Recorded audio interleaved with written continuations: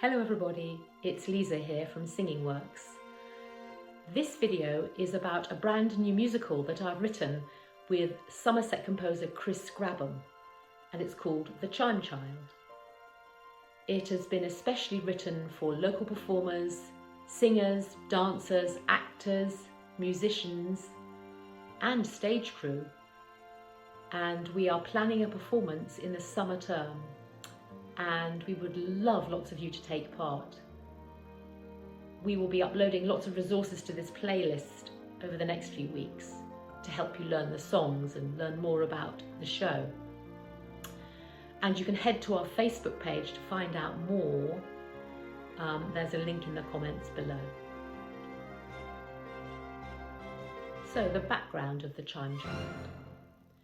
Well, the story of the Chime Child musical is loosely based on the life of a woman called Ruth Tongue and her work.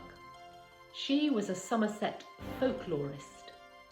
Now that is someone who collects local songs and legends. She lived in Taunton and on the Quantocks too, and she died in 1981. She actually claimed to be a chime child. Now, what is a chime child, I hear you ask? Well, it's someone who is born between the hours of midnight on Friday, so at the end of Friday, and cockcrow on Saturday morning. So that's when the cockerel or rooster wakes up and does his cock-a-doodle-doo. And these people are supposed to be able to communicate with animals and use plants to heal and also to see spirits. However, it turned out that Ruth Tongue might have been making much of this up. Well, it is someone who is born between the hours of midnight on Friday and cockcrow early on Saturday morning, so the time when the cockerel or rooster wakes up and does his cock-a-doodle-doo. And these people, chime children, are supposed to be able to communicate with animals and to use plants to heal people and to see spirits, people from the unseen world. However, it turns out that Ruth Tongue might have been making much of this up. The story of the musical is really more about being true to yourself, your friends and your community, and what happens when these things go wrong.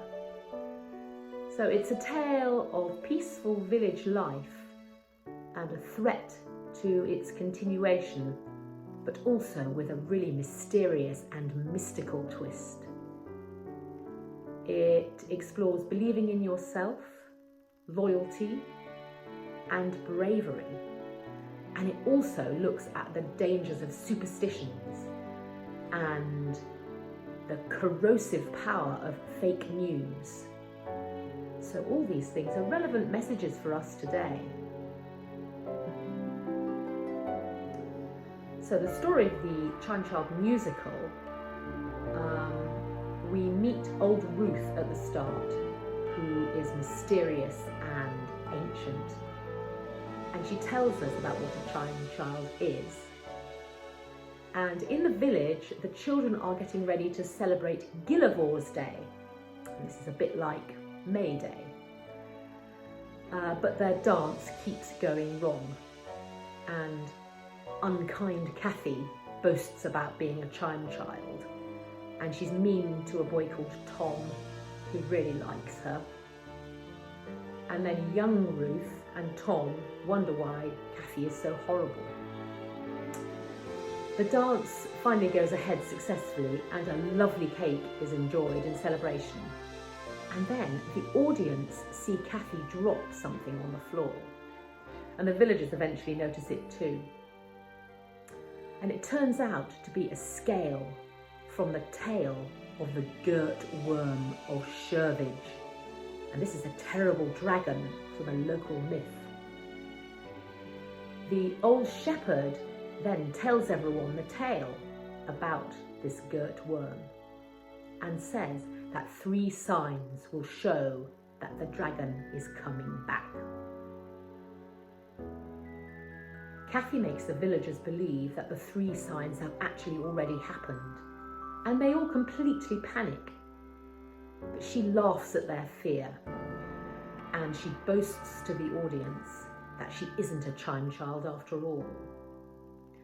But all the villagers believe she is, giving her huge power over them because they listen to what she says.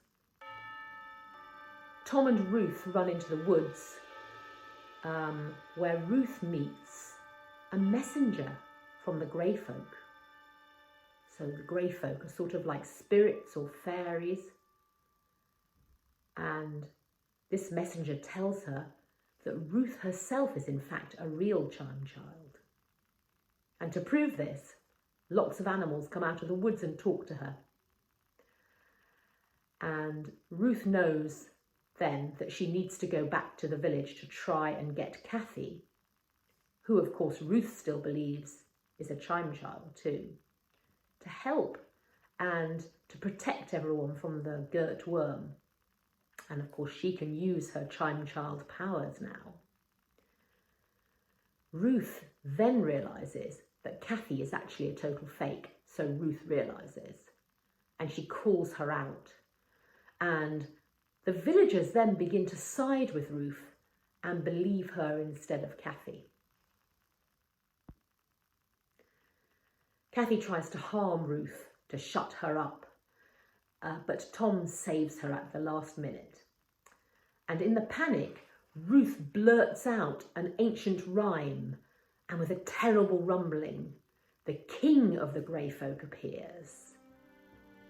He passes sentence on Cathy for being untruthful about being a Chime Child, but Ruth asks him to be merciful, and he praises Ruth and Tom for their bravery, and then Ruth plucks up the courage to tell Tom that she likes him, and he decides that he prefers her to Cathy after all. So Ruth and all the villagers forgive Cathy, and because the sun has not yet set, they carry on with their Gillivor's Day celebration. And that is the end of the story.